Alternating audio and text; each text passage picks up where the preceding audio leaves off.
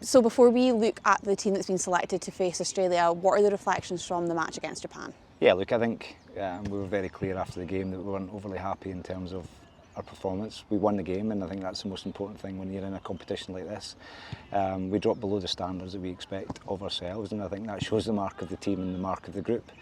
Really good preview this morning, and we've drawn a line under it, and we're excited to really put in a good performance against Australia that we have no doubt that we will. Obviously this game against Australia, it's going to be winner takes all, so how has that fed into selection decisions? Has that made things a bit more difficult?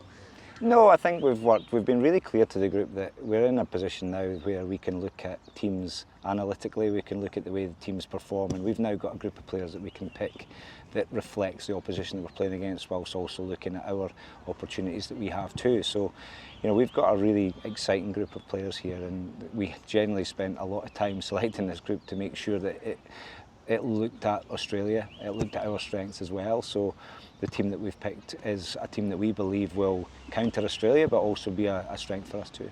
Taking a look at the team, one of the kind of notable changes is that Leah Brebner-Holden gets her first ever Scotland start.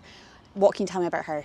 She's been really exciting since she's been in. I really like Leah. She's been, it was a tough Six Nations for her, where she was 24th man for the whole Six Nations, and she sat back, she bided her time, and she's come off the bench. She's really excited us off the bench, but we also have to learn what somebody's like when they start as well, and it's a different way of playing, it's a different pressure that's on you, so we need to learn around that. Katie Mattinson has also played well. Katie's got a lot of experience in there, and we know that with Katie coming off the bench, that she could potentially help us manage the game, manage the position that we're in. So we've got two really good nines, and we've been really pleased with them both.